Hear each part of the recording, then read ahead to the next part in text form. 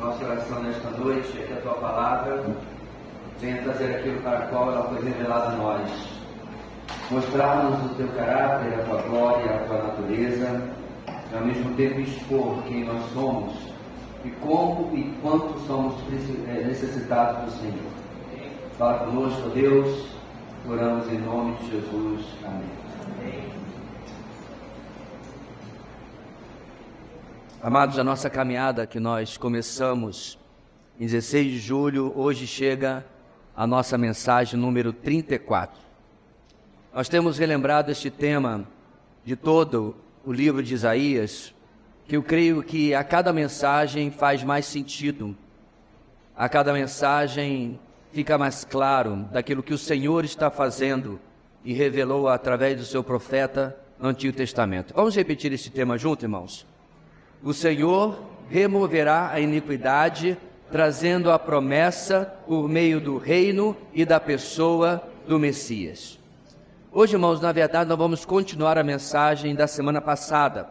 Mensagem que começamos no capítulo 36 e hoje vamos completar com o capítulo 37. Esses dois capítulos, irmãos, como disse semana passada, fazem parte de um dos acontecimentos mais amplamente registrados na vida do povo de Deus no Antigo Testamento.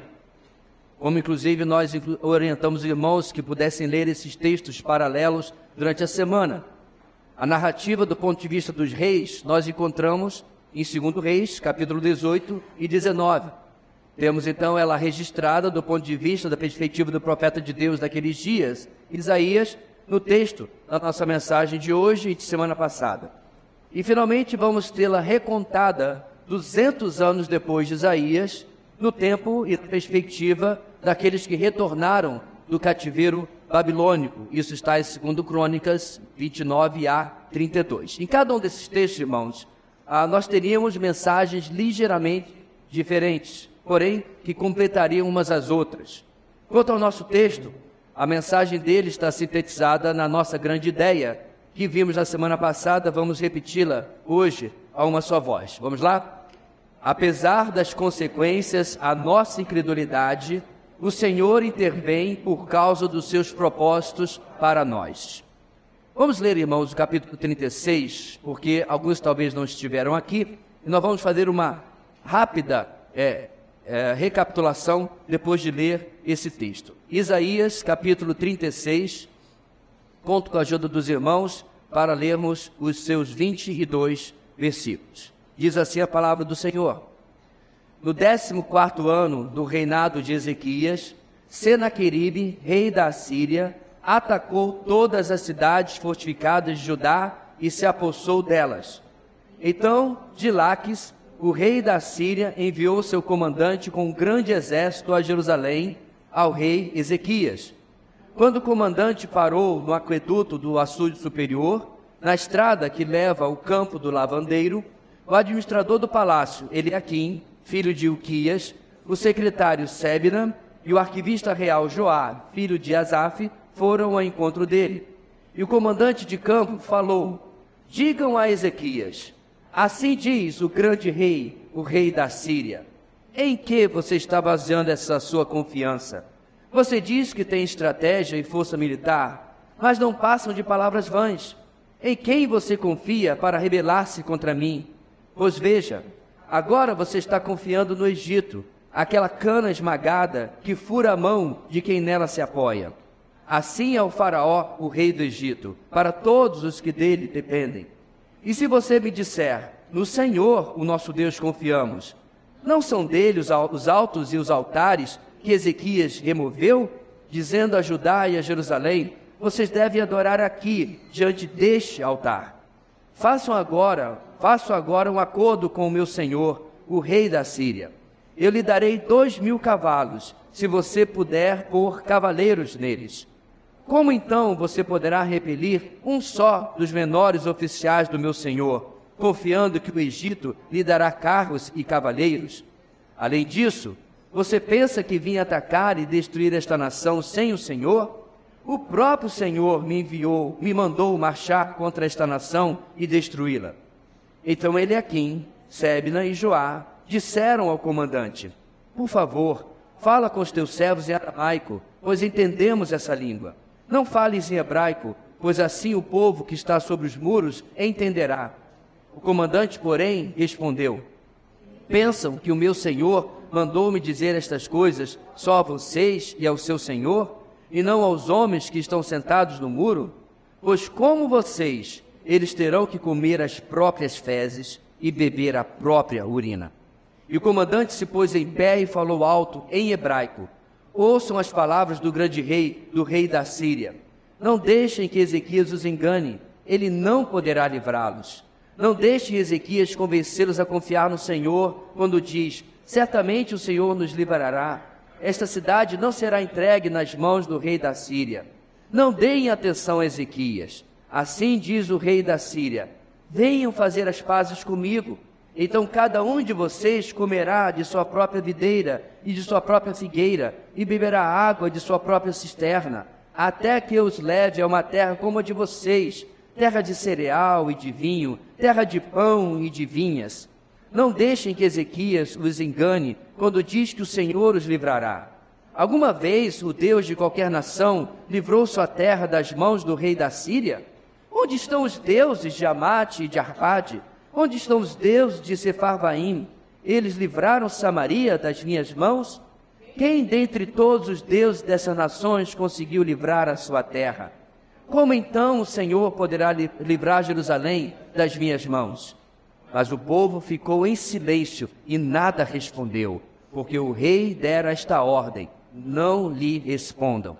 Então o administrador do palácio, Eliaquim, filho de Ilquias, o secretário Sebna e o arquivista Joá, filho de Asaf, com as vestes rasgadas, foram contar a Ezequias o que dissera o comandante.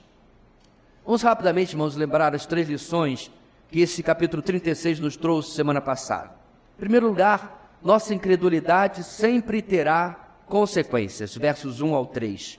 As consequências, irmãos, de décadas de desobediência e rejeição à palavra de Deus estão bem diante dos muros de Jerusalém. E da mesma forma, assim o é em nossas vidas.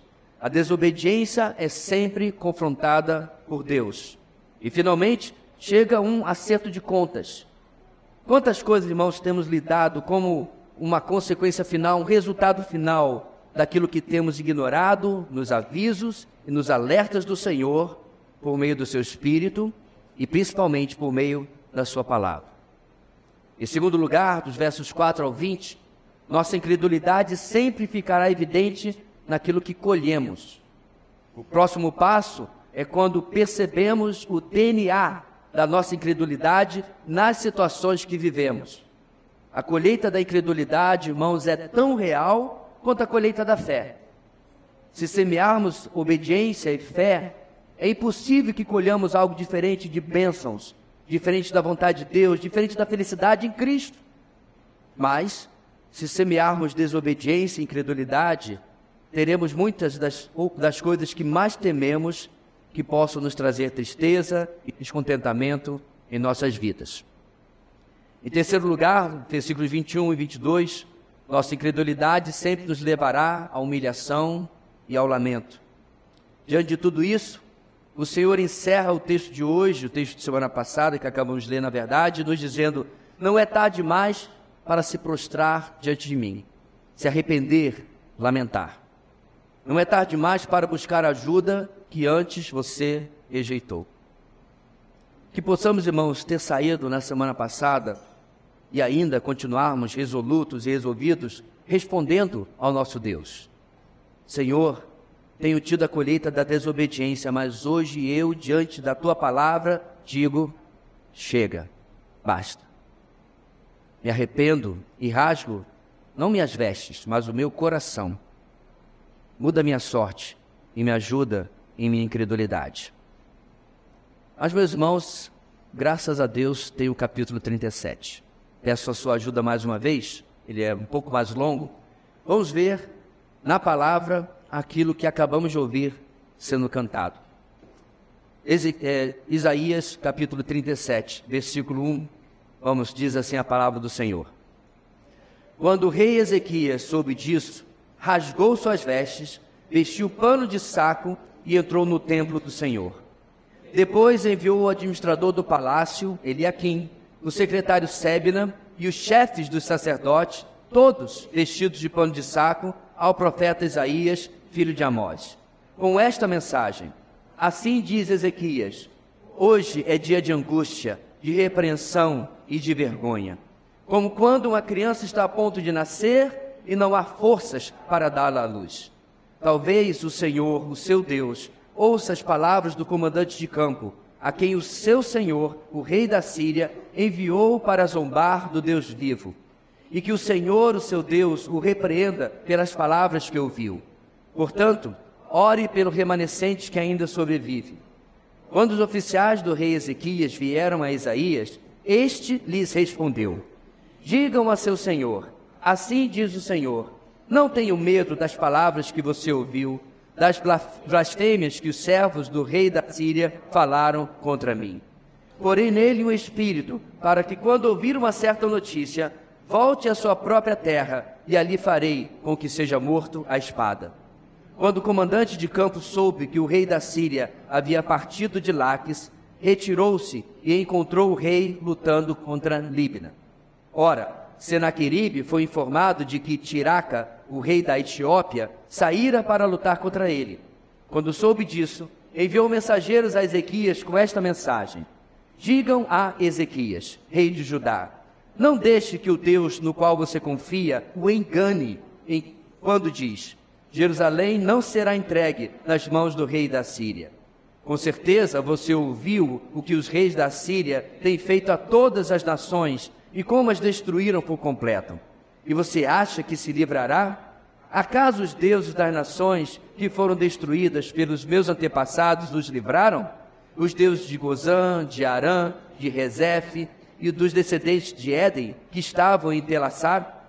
Onde estão o rei de Amate, o rei de Arpade, o rei da cidade de Sefarvaim, de Ena e de Iva? Ezequias recebeu a carta das mãos dos mensageiros e a leu.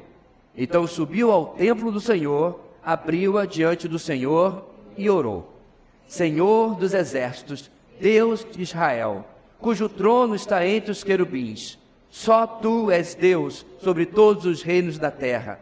Tu fizestes os céus e a terra. Dá ouvido, Senhor, e ouve. Abre os teus olhos, Senhor, e vê. Escuta todas as palavras que Senaqueribe enviou para insultar o Deus vivo. É verdade, Senhor, que os reis assírios fizeram de todas essas nações e de seus territórios um deserto. Atiraram os deuses deles no fogo e os destruíram, pois em vez de deuses, não passam de madeira e pedra moldados por mãos humanas. Agora, Senhor nosso Deus, salva-nos das mãos dele, para que todos os reinos da terra saibam que só tu, Senhor, és Deus. Então Isaías, filho de Amós, enviou esta mensagem a Ezequias: assim diz o Senhor, Deus de Israel, ouvi a sua oração acerca de Senaqueribe, rei da Síria. Esta é a palavra que o Senhor falou contra ele: a virgem cidade de Sião despreza e zomba de você. A cidade de Jerusalém meneia a cabeça enquanto você foge. De quem você zombou e contra quem blasfemou?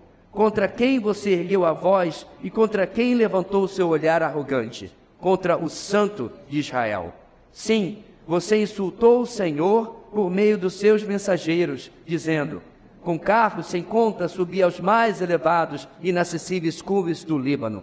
Derrubei os seus cedros mais altos, os seus melhores pinheiros. Entrei em suas regiões mais remotas, na melhor parte de suas florestas. Em terras estrangeiras cavei poços e bebi água.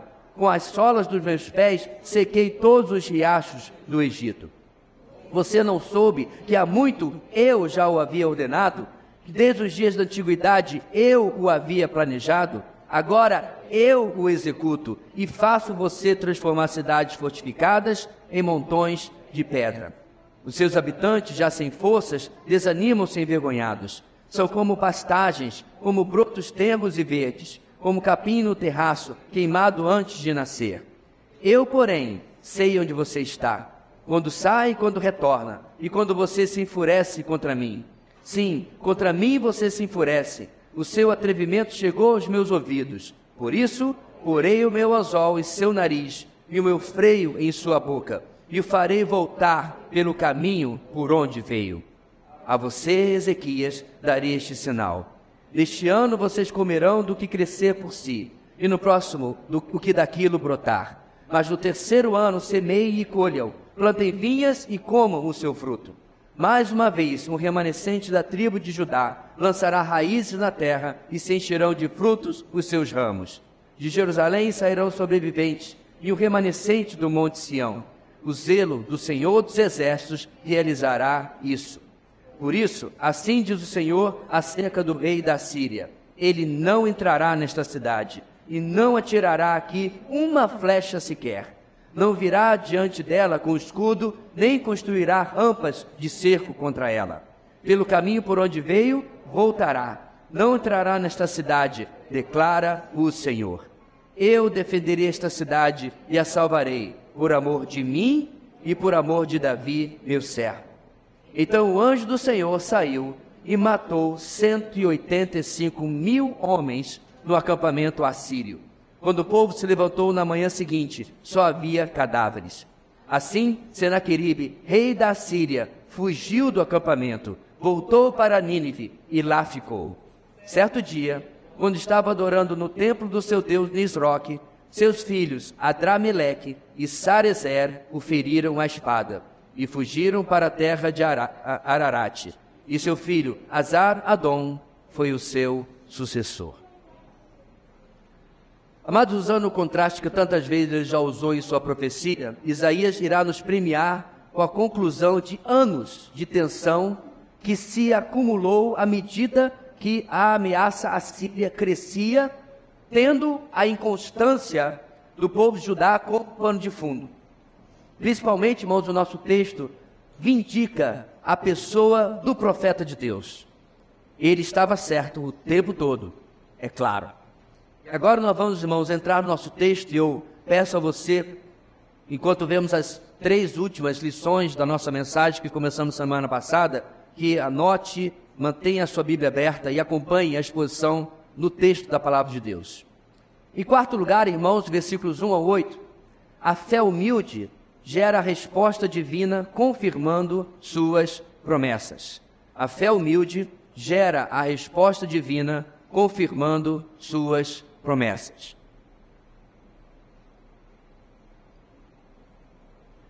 Nosso texto começa, irmãos, com a reação de Ezequias ao relatório dos seus representantes acerca das ameaças do comandante de campo assírio.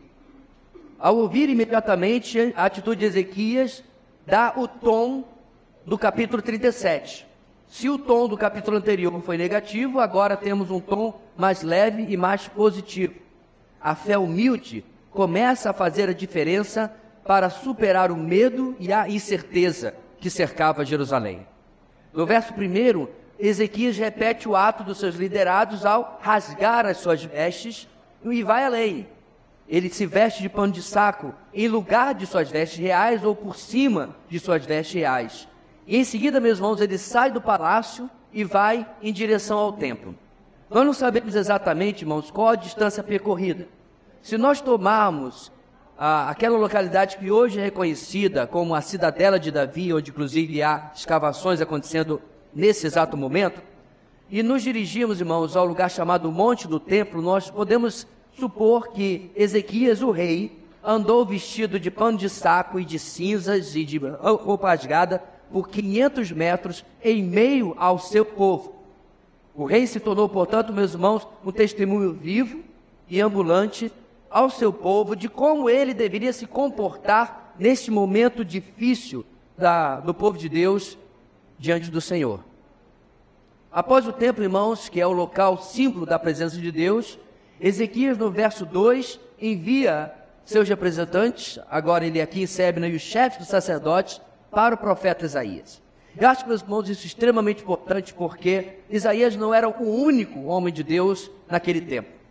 Mas é exatamente, meus irmãos, Isaías, como eu disse, que está sendo ligado a tudo aquilo que está acontecendo aqui. Ele avisou, ele alertou, ele falou das ameaças e daquilo que o Senhor havia determinado, e foi completamente ignorado. Eles vão até lá, meus irmãos, todos vestidos da mesma forma que o rei. A mensagem visual, quando eles chegam diante do profeta Isaías, era a submissão e a humilhação diante da palavra de Deus, do qual Isaías era a personificação para com o povo. Mesmo, meus irmãos, que de forma tardia, Ezequias fez o que o seu pai, o rei Acais, se recusou a fazer. Ele se dobrou diante do profeta de Deus e da palavra de Deus. No verso 3, eles entregam a Isaías esta belíssima mensagem de quebrantamento. Nesse verso, meus irmãos, o dia da angústia, o dia de repreensão, o dia de vergonha, retrata não apenas o que eles estavam passando fora dos muros de Jerusalém e a ameaça síria, mas relata, meus irmãos, o que foi exposto pelo comandante assírio. E como aquilo que ele falou se relaciona com as atitudes de incredulidade e desobediência de Ezequias e do povo de Judá. Ou seja, a conta acumulada durante tanto tempo estava lá na rede social do lado de fora do muro de Jerusalém. O primeiro passo de Ezequias foi de reconhecimento do seu pecado. A mensagem que ele manda para Isaías, ele usa inclusive as próprias palavras de Isaías, que nós encontramos lá no capítulo 26, passamos por ele, capítulo 26, 17 e 18. Como a mulher grávida prestes a dar à luz, se contorce e grita de dor, assim estamos nós na tua presença, ó Senhor. Nós engravidamos e nos contorcemos de dor, mas demos à luz o vento. Não trouxemos salvação à terra, não demos à luz os habitantes do mundo. Ou seja, meus irmãos, Ezequias está admitindo duas coisas. Nós somos os causadores de nossas próprias misérias, nossas próprias tribulações. Mas ele está admitindo outra coisa também, meus irmãos. Eu estou lembrando do que você falou, Isaías. Eu estou lembrando do que você profetizou. E eu agora estou sendo lembrado diante da minha situação. Em seguida, verso 4, o rei foca em como ele esperava que o Senhor tomasse a causa em suas mãos, porque era ao Senhor que o assírio havia desafiado. Era ao Senhor que ele havia ofendido ao compará-lo aos falsos deuses das outras nações. Além disso, o assírio havia presumido saber algo sobre o Senhor Deus e sobre as razões pelas quais ele havia, na mente dele, abandonado Israel, o reino do norte. Em contraste, meus irmãos, a atitude de Ezequias não é essa. O assírio, o grande teólogo da Síria, sabia, aparentemente, por que Deus tinha feito o que tinha feito. Errou feio. Já Ezequias, meus irmãos, ele não afirma nada. Ele não presume nada. No nosso texto ele diz, talvez o Senhor, o seu Deus, ouça as palavras do comandante de campo. Ele completa, que o Senhor, o seu Deus, o repreenda. Ezequias, meus irmãos, pede pela intervenção divina, ele pede pela salvação do que resta do povo, mas o faz em humildade diante do profeta do Senhor. Ele não exige nada, ele não presume nada, ele não admite que nada será feito, ele apenas pede. Então, no nosso texto acompanha, vem a resposta de Isaías. Mas como seria, meus irmãos, a resposta do profeta a esses líderes que por tantos anos haviam zombado e desprezado da palavra do Senhor trazida por ele? Nosso texto mostra, meus irmãos, que Isaías é servo. Ele não precisa esfregar nada na cara. Ele não precisa mencionar nada. Já é claro os erros de Ezequias, dos outros líderes e de grande parte do povo. Então, ele nem precisa atender ao pedido de que ele orasse pelo povo.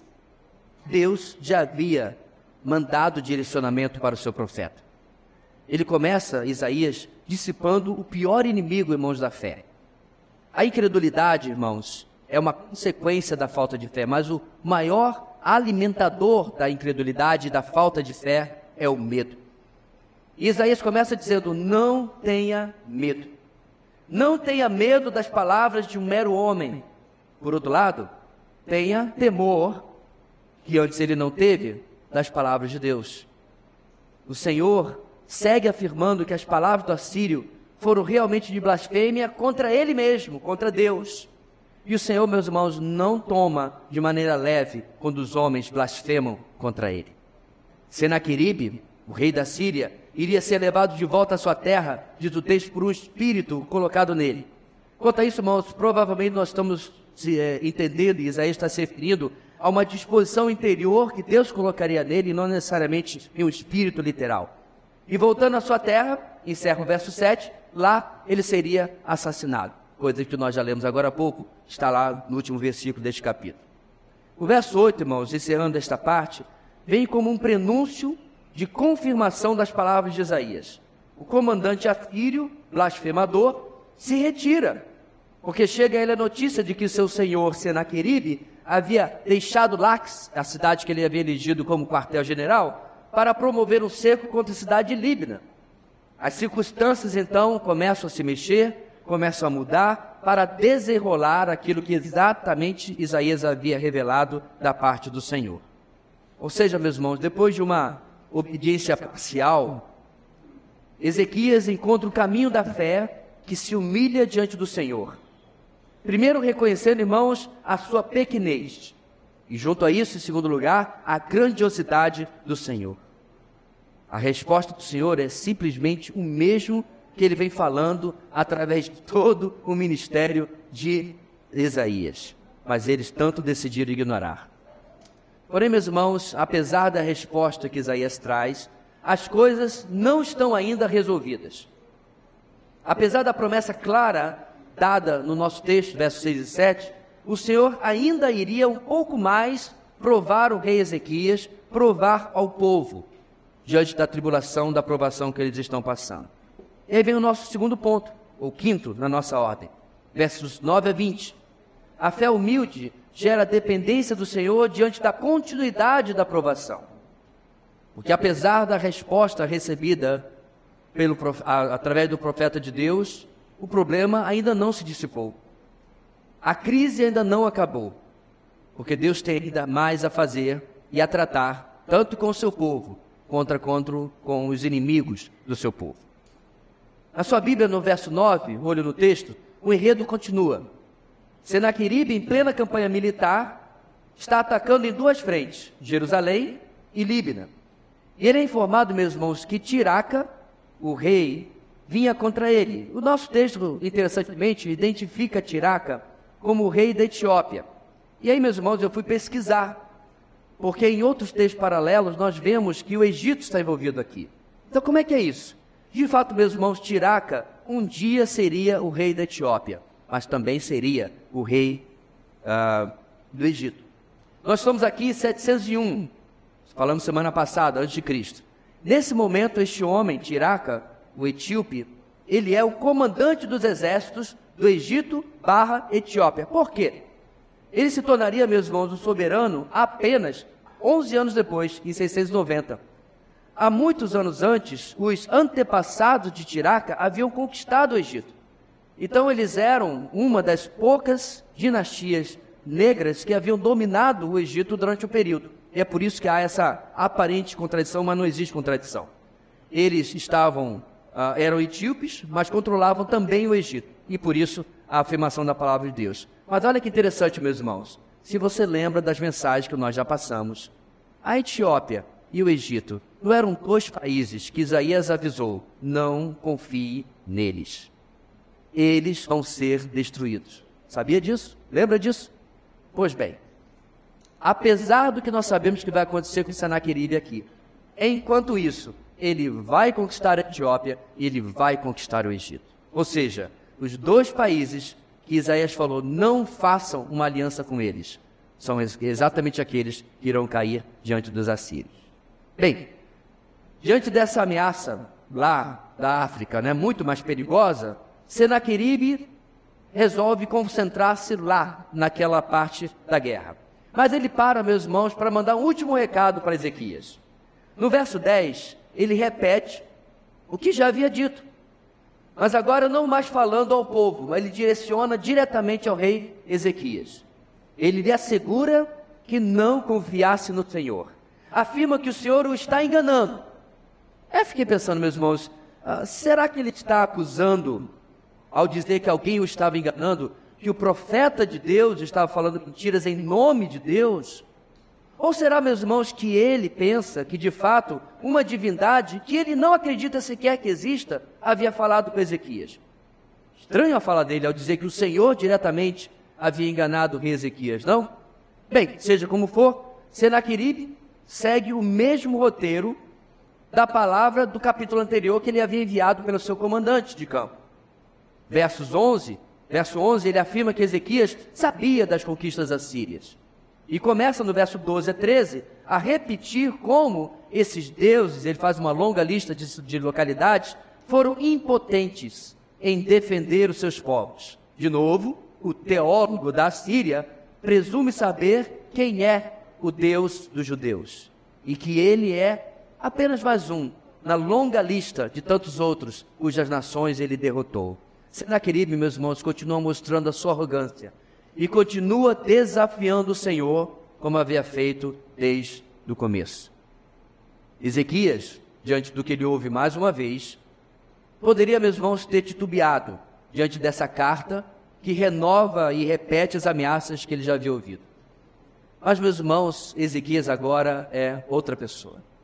Ele está protegido por escudos, por lanças, por flechas? Não. Ele está protegido por uma fé humilde, uma fé dependente. A fé humilde, meus irmãos, é a nossa arma quando as tribulações e provações na nossa vida continuam.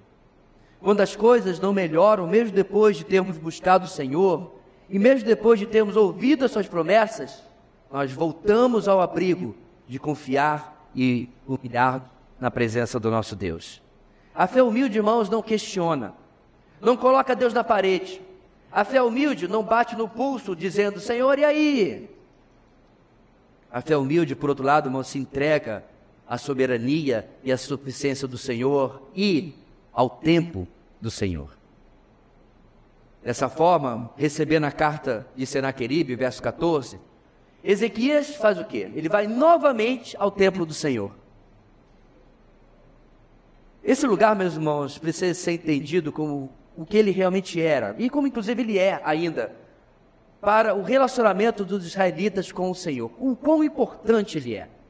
Na semana passada, centenas e centenas de judeus se reuniram no chamado Muro das Lamentações. Até hoje, porque o templo não existe mais, e ali é a última lembrança que eles têm daquele lugar que um dia abrigou o templo do Senhor. Eles continuam olhando para aquele lugar como um símbolo, como um lugar da presença de Deus. Para você ter uma ideia, meus irmãos, vamos olhar o que aconteceu no dia que esse templo foi dedicado. Você conhece bem o texto de 2 Crônicas 7,14, não é verdade?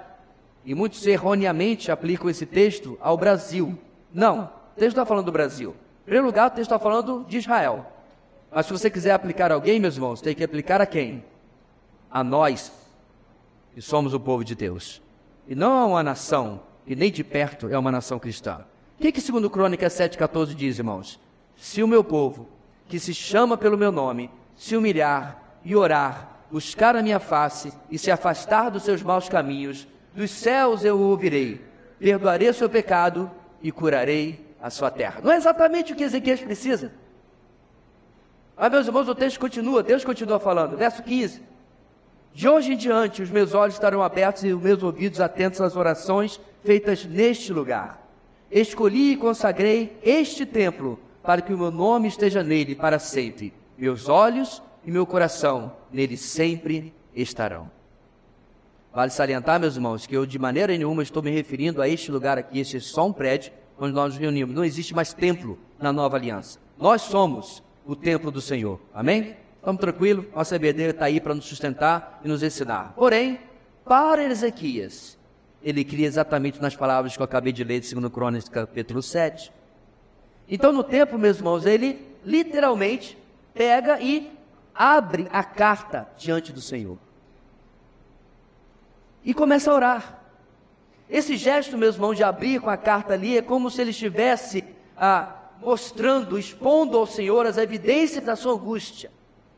Olha, Senhor, o que está acontecendo aqui. Abre os teus olhos e vê o que está acontecendo com o teu povo. No verso 16, ele começa a orar. E, meus irmãos, eu gostaria de você olhar com carinho, com detalhe, como que essa oração é uma obra-prima. Como ela nos ensina em cada detalhe. Primeiro, meus irmãos, da forma e de grande profundidade teológica, como ele começa. Primeiro, ele destaca o poder do Senhor. Senhor, Senhor 2 exércitos. Tem um exército do lado de fora, mas nós temos o Senhor 2 exércitos do nosso lado. Ele destaca a ligação do Senhor com o seu povo. Ele é o Deus de Israel. Ele é o Deus que tem uma aliança, um Deus cujo amor, Hesed, não pode ser esquecido, não pode ser anulado. Ele também fala, meus irmãos, da majestade, da glória de Deus. Diz o texto, cujo trono está entre os querubins. Hoje de manhã e domingo passado, nós aprendemos sobre os querubins, como eles exaltam e louvam a glória de Deus o tempo todo. Ele fala, meus irmãos, Ezequias, da soberania de Deus. Ele diz, só tu és Deus sobre todos os reinos da terra, inclusive esse que está do lado de fora dos nossos muros. E finalmente ele fala, como tudo foi criado por este Deus. Tu fizestes os céus e a terra. Termina a abertura da sua oração, Ezequias. Muitas vezes, meus irmãos, começamos as nossas orações, eu fiquei pensando ao ler isso, de maneira ritualística, de maneira automática. Talvez você já viu e seja uma daquelas pessoas cujas todas as orações começam da mesma maneira. Senhor, meu Deus, meu Pai. Senhor, nosso Deus, sempre igual, sempre da mesma maneira, talvez até um pouco automático. Muitos meus irmãos começam assim há anos, sem sequer pensar nas palavras que estão falando. Mas e se por outro lado, irmãos, a forma, quando clamamos pelo Senhor, já fosse uma expressão daquilo que aquela oração vai conter? Por exemplo, Senhor, que tudo provê e de quem tudo recebemos, cuida de nossa família nesse momento de necessidade. Senhor, médico dos médicos, aquele que tem poder sobre cada uma de suas criações, cura meu filho. Senhor Deus, que conhece os corações e os chama para serem seus, alcança o coração do meu amigo, do meu pai, da minha mãe. Ou seja, meus irmãos, a nossa oração às vezes, ela precisa de um pouco mais de pessoalidade, de personalidade, de intimidade com Deus a quem estamos nos dirigindo. Ezequias mostra isso. Então, tendo deixado bem claro quem é o Senhor para ele nesse contexto que ele está vivendo, no verso 7 diante, Ezequias segue e ele clama para que o Senhor ouça e veja as palavras de blasfêmia e o insulto proferidos por Senaqueribe. Ele reconhece que quanto às conquistas assírias, o rei inimigo não havia mentido. Ele havia de fato conquistado os outros reinos. Ele havia de fato queimado os deuses dos outros reinos. Mas Ezequias, meus irmãos, não deixa a bola cair. Ele avisa e explica por que esses deuses foram derrubados, queimados, destruídos. Abre aspas para Ezequias. Pois, em vez de deuses, não passam de madeira e pedra, moldados por mãos humanas. Não são deuses de verdade. Não há poder nenhum em uma imagem. Não há bênção, talvez haja maldição para aquele que depende dela. Agora, meus irmãos, essa atitude de confiança em falsos deuses e idolatria não era apenas dos pagãos. Isso inclui o reino do norte e Israel. Eles foram conquistados pelos assírios porque trocaram o Senhor por falsos deuses. Alguns dias atrás nós passamos pela vida de Elias, lembra? Elias, meus irmãos, profetizou para o reino do norte, para Israel, nos tempos de Acabe e de sua maldita mulher Jezabel. Eles encheram Israel da idolatria de Baal e de Astarote. No Monte Carmelo houve um campeonato entre os deuses, entre Baal, Astarote, seus profetas, e Elias, sozinho, e o Senhor Deus. Você conhece a história? Os profetas de Astarote e Baal fizeram o seu sacrifício e clamaram durante horas, se cortaram, e Elias ficou dizendo o quê, irmãos? Orem mais alto, gritem mais alto. Talvez esteja viajando, talvez esteja tirando férias. E aí desistiram. Chegou a vez de Elias, sozinho. Ele faz o altar, faz uma canaleta ao redor do altar e manda fazer o que, irmãos? Jogar água. Peraí, não é para botar fogo? Água? Fico pensando, irmãos, dos profetas de Atarote do lado de fora. É doido. O sorriso deles iria rapidamente acabar. A oração de Elias, meus irmãos, é outra pérola. Uma pedra preciosa. Ele clama pela resposta do Senhor. Clama para que o Senhor mostre que só há Deus em Israel. Aliás, este é o significado do nome de Elias. Yahweh é Deus. O que acontece, irmãos? Cai fogo do céu, consome a carne do sacrifício, a madeira, as pedras e a água. Pulveriza tudo que está lá. E o povo começa a gritar o quê? Só o Senhor é Deus. Só o Senhor é Deus. Por quê? Porque ele não é de madeira e pedra e não foi moldado com mãos humanas. O povo de Israel foi levado para o cativeiro por esses mesmos assírios. Em 2 Reis, capítulo 18, versículo 12, nós temos a razão. Isso aconteceu porque os israelitas não obedeceram ao Senhor, o seu Deus, mas violaram a sua aliança. Tudo que Moisés, o servo do Senhor, tinha ordenado, não ouviram, nem lhe obedeceram.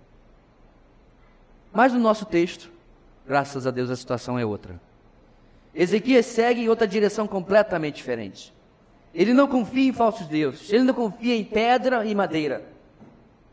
Vejo, meus irmãos, que antes a obediência, a confiança de Ezequias tenha sido incompleta, agora não é. Antes, mesmo que antes ele tenha rejeitado em parte a palavra do profeta de Deus, agora ele mudou.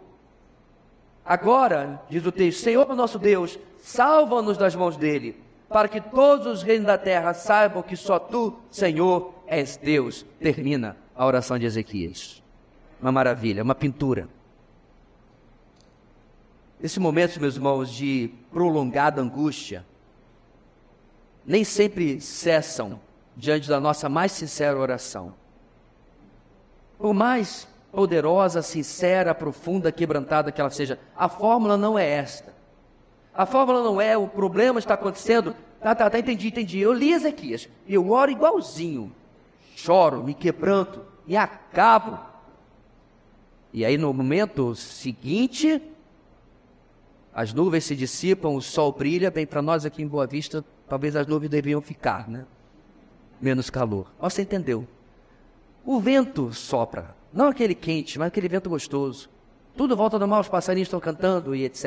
Não necessariamente. Não assim. Porque, meus irmãos, nosso Deus tem cenários, tem propósitos, tem planos, tem objetivos a serem alcançados debaixo da sua soberania, debaixo da sua vontade. Ele estende o momento da provação e angústia aqui, enquanto ele prepara Senaqueribe para a humilhação e morte, e trabalha ainda no coração de Ezequias e do povo, para que eles de fato pudessem ser chamados do remanescente do Senhor, retornando ao Senhor. E aí nosso texto vai chegar na sua parte final. E nossa última e sexta lição dessas duas mensagens vão encerrar esta saga de décadas de pregação de Isaías. A fé humilde gera providência divina em contraste com a punição da arrogância. A fé humilde gera providência divina em contraste com a punição da arrogância.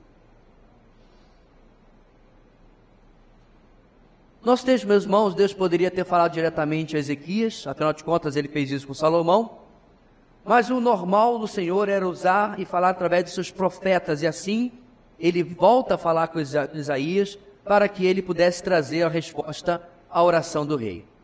No verso 22, vemos que a palavra do Senhor era de fato uma palavra para Senaqueribe. Nós não sabemos, meus irmãos, com certeza pelo texto, mas é muito provável que esta carta tenha chegado em sua inteireza, tanto ao rei Ezequias, quanto sido enviada para Senaqueribe. E esta palavra, meus irmãos, é de fato contra Senaqueribe. Diz o texto que a virgem cidade de Sião, a cidade de Jerusalém, literalmente a filha de Jerusalém, é apresentada como zombando e desprezando de Senaqueribe. Diz que ela está meneando a cabeça, é assim, aquela que balança e diz, já era, perdeu. É um gesto de desprezo. Por quê? Porque o poderoso, arrogante e falastrão rei estaria fugindo, estaria se retirando. Isso aconteceria, meus irmãos, porque, como está no verso 13, ele havia zombado não da cidade, principalmente, mas do próprio Deus. Zombaria, blasfêmia, insulto e arrogância iriam custar caro a Senaqueribe. Ele não sabia que o profeta Zacarias, muitos anos depois, é claro, escreveria o seguinte, meus irmãos, Zacarias 2,8: porque todo o que tocar em vocês, toca na menina dos olhos dele, ou seja, do Senhor. Esse é o relacionamento que Deus tinha com o seu povo. Nos versos 24 e 25, o Senhor repete, na sua carta a Ezequias e a Senaqueribe, parte das conquistas dos assírios, e como eles haviam tomado posse da terra de outros reinos, e se comportado como se fossem donos do pedaço. É isso que eles fizeram. Furamos poços, fizemos o que queríamos lá. Tais conquistas, meus irmãos, Senaqueribe havia usado para sustentar que nenhum Deus poderia impedir que ele conquistasse Jerusalém. Afinal, ele havia sacudido, ele havia secado os ribeiros no próprio Egito. Então nós estamos aqui, meus irmãos, diante de um rei que conquistou países muito maiores, conquistou um Brasil, conquistou os Estados Unidos, conquistou uma França, conquistou uma Espanha, e lá está a Holandinha, desse tamanho, lá está a Guiana aqui do lado. Vocês vão resistir? Um país menor, meus irmãos, do que Roraima iria resistir aos assírios? Não. Porém, o erro, meus irmãos, de Senaqueribe era sua pobre teologia. Teologia que ele não sabia e o Senhor corrige, nos versos 26 e 27. O Senhor revela, meus irmãos, a esse assírio o que ele não sabia. Ele só havia feito o que fez. Ele só havia conquistado o que conquistou porque o Senhor havia permitido, porque o Senhor havia determinado. Repare como Deus, meus irmãos, se coloca na primeira pessoa das ações que antes Senaqueribe havia tomado crédito. Olha o texto. Eu já havia ordenado, que desde os dias da antiguidade eu o havia planejado. Agora eu o executo e eu faço você transformar cidades fortificadas em montões de pedra. Senaqueribe, meus irmãos, estava ouvindo de Deus: você é apenas um peão no meu tabuleiro. Você é apenas uma peça dos meus propósitos maiores. Ele não apenas havia controlado a história em geral, mas ele havia controlado, meus irmãos, e conhecia o próprio Senaqueribe, diz o texto. É muito bom, meus irmãos, nós sermos conhecidos pelo Senhor quando nós o servimos. Mas eu acredito, meus irmãos, que ser lembrado pelo Senhor, ser conhecido pelo Senhor quando o desagradamos deve ser péssimo. Porque aqui está Senaqueribe nessa situação. Ele sabia tudo o que esse arrogante assírio, verso 28, havia dito, inclusive sobre sua fúria contra o próprio Deus. Por isso, ele seria incapacitado. Como o quê? Como um peixe fisgado por um anzol. É verdade, meus irmãos, há aqueles que pescam e soltam, mas isso é o quê? Talvez 5%. Talvez aqueles que pescam e o animal, o peixe, consegue rapidamente se soltar do anzol e sai por um triz. Muito poucos. A regra é, fisgado no anzol, está como morto. Acabou. Vai virar banda de tambaqui no nosso prato. Mas não só isso. Ele ia colocar o freio na boca. Como é que você lida com um cavalo, com um jumento, com um burro, com uma mula? Você coloca o freio e com aquilo você o guia para um lado e para o outro, você determina o que ele vai fazer e o que ele vai deixar de fazer, e aí Deus continua. E você vai voltar pelo caminho que você veio. Essa frase, meus irmãos, acho tão interessante, e um certo comentarista ele diz o seguinte: o que Deus estava dizendo é o seguinte: os seus planos vão ser revertidos. Aquilo que você planejou fazer nesta situação, Deus vai fazer os 180 graus e você não vai fazer nada disso e vai voltar por onde você veio. Nos versos 30 a 35, a carta se volta para Ezequias. Porém, tomara que essa segunda parte tenha também chegado a Senaqueribe, porque Deus agora, meus irmãos, vai dar esperança, consolo, restauração ao seu servo e ao resto do povo. A Ezequias o Senhor começa com um sinal. Isso é muito interessante, preste atenção. Novamente, o leitor atento das Escrituras vai dizer, entendi a referência. Mas deixa eu explicar se por acaso ela lhe escapou. Lá no capítulo 7, ao qual nós nos referimos semana passada, o rei Acais, pai de Ezequias, é procurado pelo mesmo profeta Isaías 35 anos antes. E o que ele fala, meus irmãos, para o rei? O que Isaías fala? Peça um sinal do Senhor. Lembra disso? E o que o rei faz? Ele despreza a oferta de Deus. Ele dá uma de humilde. Quem sou eu para pedir uma oferta, um sinal ao Senhor? E nós explicamos naquela mensagem, não era humildade, irmãos, era incredulidade. Não era humildade, é porque ele não queria se vincular ao Deus de Isaías e abandonar os seus falsos deuses e deixar de confiar nos seus próprios planos. Bem, Ezequias não. Diferente do seu pai, que afrontosamente rejeitou a oferta do profeta, o filho Ezequias recebe um sinal em resposta à sua fé humilde. Assim Isaías assegura que os tempos seriam difíceis. A invasão assíria, meus irmãos, no resto de Judá, havia deixado cicatrizes, que nós já vimos nos capítulos anteriores, de destruição. Colheitas e animais haviam sido em grande parte dizimados ou confiscados pelos invasores. Porém, o que é uma quebra de colheita, meus irmãos? Para aquele que é, como diz Isaías na sua oração, é o Criador dos céus e da terra. Pois o Senhor promete que ninguém passaria fome, até que a terra estivesse totalmente restaurada e eles pudessem sustentar a partir dela com sementes e com animais que depois iriam nascer. E aqui eu queria abrir um parênteses e pedir aos irmãos a licença de fazer uma nota pessoal. Em 2007, nós passamos pela maior crise ministerial, eclesiástica e familiar da nossa história. Esse verso 30 foi exatamente o que o Senhor me deu, me trouxe naquela circunstância. Claro, respeitado o contexto, respeitado as diferenças, a mensagem para mim naquele contexto era: eu, o Senhor, sustentarei o tempo de escassez até que chegue o tempo da fartura. Bem, ao longo desses 17 anos desde então, aqui estamos nós, ainda de pé, ainda debaixo do sustento do Senhor, comendo daquilo que a terra tem produzido, para a glória do Senhor. O Senhor continua a sua mensagem para Ezequias, versos 31 e 32. Ele afirma que o remanescente iria novamente ocupar o território de Judá. O restante de Judá, atualmente escondido em Jerusalém, sairia da cidade, criaria raízes como uma planta, produziria frutos nos lugares que haviam sido antes tomados pelos assírios e novamente se transformaria em uma nação próspera. Esta dramática mudança de sorte, meus irmãos, seria devida não aos planos e alianças que um dia Ezequias havia apoiado junto com boa parte da liderança do povo e do próprio povo. Não era isso, ou não eram essas coisas que iriam promover. Tudo isso ia acontecer por causa do quê, irmãos? O texto diz: o zelo do Senhor dos Exércitos realizaria aquilo. Vocês vão ter a sua terra de volta, vocês vão ser uma nação novamente próspera, porque eu farei isso, não o que vocês haviam tentado fazer. Uma vez que esses eram os planos de vida e prosperidade que o Senhor tinha para o seu povo, só restava uma coisa: terminar de determinar o resto do destino de Senaqueribe. Quanto às suas ameaças a Jerusalém, veja o verso 33. Ele não conseguiria realizar nada, não entraria lá, nem mesmo lançaria uma flecha sequer.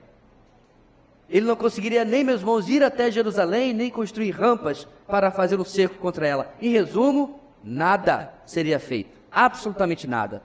Como diz o texto antes, ele iria voltar pelo caminho por onde havia vindo. Verso 34, algo, meus irmãos, significa que Jerusalém havia se tornado de fato o fim da campanha militar e expansionista de Senaqueribe. Já pensou? Esse homem conquistou, meus irmãos, Nínive, isso é a Mesopotâmia, onde hoje é o Iraque aproximadamente. Desde o Iraque, pegando toda aquela parte, a Turquia, na época a Ásia Menor, descendo do Oriente Próximo para o Oriente Médio, indo para o norte da África e entrando em toda a África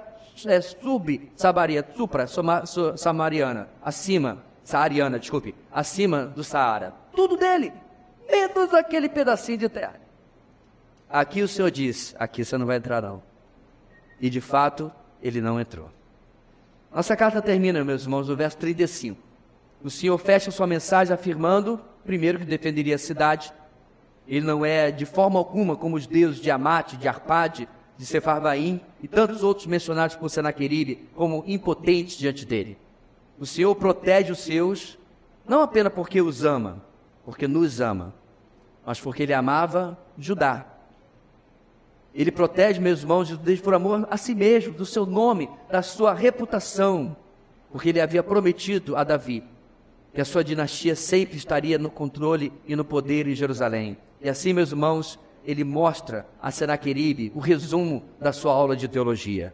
Apesar das consequências da nossa incredulidade, o Senhor intervém por causa dos seus propósitos para nós.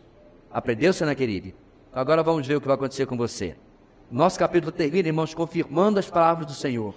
De forma contida, só 3 versículos, Isaías descreve os momentos finais mais incríveis dessa história. Eu digo, meus irmãos, que foi algo contido, porque desde aquele encontro lá com o pai de Ezequias, o rei Acais, no capítulo 7, 35 anos antes, Isaías vem repetindo vez após vez que a única solução, a única saída, o único socorro para ajudar, para que saísse da sua crise espiritual, era se voltar ao Senhor e depender unicamente dele. Aqui, meus irmãos, vemos um exemplo cabal do porquê Isaías estava certo. Quando tudo chegou ao seu ponto principal e nevrálgico e mais difícil, só o Senhor deu jeito. No verso 36, primeiro, o anjo do Senhor vai até o acampamento assírio. Hoje de manhã nós vimos isso na nossa EBD, provavelmente uma cristofania, uma manifestação da segunda pessoa da Trindade no Antigo Testamento. E aqui, meus irmãos, no nosso texto, ele dá um golpe definitivo no arrogante assírio. Em 2 Crônicas 32, 21, nós vemos o seguinte: e o Senhor enviou um anjo que matou todos os homens de combate e todos os líderes e oficiais no acampamento do rei assírio, de forma que este se retirou envergonhado para a sua terra. Isaías não registrou essa última parte, mas provavelmente os escritores do rei registraram a maneira como Senaqueribe fugiu. Depois, também, em segundo lugar, verso 37, ele fugiu e retornou para Nínive, capital do império. Lá, certo dia, diz o texto, no templo do seu Deus, que ele julgava que lhe dava invencibilidade, vitória sobre vitória, ele foi morto pelos seus 2 próprios filhos. Isso, na verdade, meus irmãos, aconteceu 20 anos depois da derrota na campanha contra Jerusalém. Ou seja, durante 20 anos, durante 2 décadas, Senaqueribe pôde, digamos assim, curtir a derrota da sua arrogância diante da fé humilde do rei Ezequias. Durante os 20 anos em que ele ainda foi rei sobre este império, ele olhava para o mapa do seu império, e lá no mapa havia um pedaço, uma mancha. Eu pergunto assim, já pensou se a criança passa: tio, o que é aquele lugar ali? Já falei isso não, menino? Porque foi o lugar onde ele foi envergonhado diante do Senhor. Antes de nós irmos embora, meus irmãos, vamos olhar mais de perto os nossos 3 pontos, nossas 3 lições e encerrar. A fé humilde gera a resposta divina, confirmando suas promessas. Frequentemente, irmãos, vamos enfrentar na vida, desafios maiores do que muitas vezes as nossas mãos podem segurar, nossos braços podem abraçar, nossas mentes podem compreender e até o nosso coração emocionalmente pode aguentar. A vida não é fácil, especialmente para quem é mole, mas ela não é fácil. E nesses momentos, muitas vezes, nós queremos uma solução. E nós giramos em círculos sem direção e sem discernimento sobre o que fazer. Geralmente, assim fazemos, assim agimos, assim estamos, porque estamos buscando soluções, irmãos, no lugar errado, em nós mesmos. Em nossas ideias, em nossas percepções, em nossas decisões. Nós, inclusive, podemos, em meio a isso, orar. Mas a nossa oração se torna muito mais um discurso dos nossos próprios pensamentos do que aquilo que realmente deveria ser um diálogo com Deus, buscando a sua vontade, buscando o seu socorro. Somente, meus amados, quando nos quebrantamos em fé humilde diante do Senhor, é que de fato nós podemos aí ouvi-lo. A fé humilde é a confiança que admite a nossa falência de recursos, que confia que apesar daquilo que nós podemos fazer, não é suficiente diante daquilo que o Senhor precisa fazer. E nós precisamos então nos submeter ao nosso Deus. Nosso quinto ponto diz que a fé humilde gera dependência do Senhor diante da continuidade da provação. Porque, porém, muitas vezes, diante do nosso quebrantamento, necessariamente não é o ponto final das nossas lutas. Apenas o Senhor, meus irmãos, sabe e irá determinar a duração dos desertos que Ele mesmo provoca nas nossas vidas. A duração não é determinada por eu não aguento mais. A duração é determinada por eu já compreendi o que eu precisava aprender. O tempo, meus irmãos, de validade do nosso deserto é até que nós possamos aprender e cumprir os propósitos de Deus. Finalmente, em último lugar, e sexto, a fé humilde gera a providência divina em contraste com a punição da arrogância. Assim, quando nós começamos a realmente, irmãos, ouvir a Deus, com nossos corações acalmados e repousados nele, nossos olhos são abertos. Começamos a enxergar como as coisas se resolvem de forma sobrenatural, às vezes parecendo aos outros natural. Portas fechadas abrem e a gente se pergunta como isso aconteceu. Caminhos surgem onde caminho não há, e a gente diz, agorinha mesmo eu olhei ali, não tinha nada. Não tinha esperança, não tinha solução. E lá está. Além disso, meus irmãos, começamos a perceber como o caminho da incredulidade, como o caminho da independência, só traz tortuosidade e dificuldade. Percebemos como é infeliz o caminho daquele que afronta o Senhor com a sua independência, que resolve seguir a sua vida pelos seus próprios padrões, ignorando, fechando os seus ouvidos para a palavra de Deus. E como anzóis no nariz e freios na boca, são destinos desnecessários se somente confiamos no Senhor, na sua palavra, finalmente é compreendido por nós. Por quê? Apesar das consequências da nossa incredulidade, o Senhor intervém por causa dos seus propósitos para nós. Sempre, amados, o que Deus deseja para nós, como desejava para o povo de Judá e Jerusalém, é melhor, é bênção. Talvez não seja aquilo que nós queremos para nós, mas com certeza vai ser aquilo que vai trazer aquilo que o Senhor mais tem planejado para cada uma de nossas vidas, de nossas famílias e de nossa igreja. Oremos. Senhor nosso Deus, que fantástico é quando nós dependemos do Senhor. Quanto tempo vivemos, muitas vezes, patinando no mesmo lugar, patinando na incredulidade, na independência. Que diferença é, ó Deus, quando nós, de maneira quebrantada e humilde, nos dobramos diante do Senhor e reconhecemos só o Senhor é Deus. E das tuas mãos unicamente vem o socorro. Quando palavras que saem de nossa boca, quando recitamos salmos, como elevo os meus olhos para os montes, de onde me virá o socorro? O meu socorro vem do Senhor que fez os céus e a terra. Quando isso se torna mais do que mera decoreba, e Deus se torna verdade, verdade transformadora na nossa vida. Ajuda-nos, ó Deus, para assim vivermos, para assim andarmos com o Senhor. É o que oramos no nome de Jesus. Amém e amém.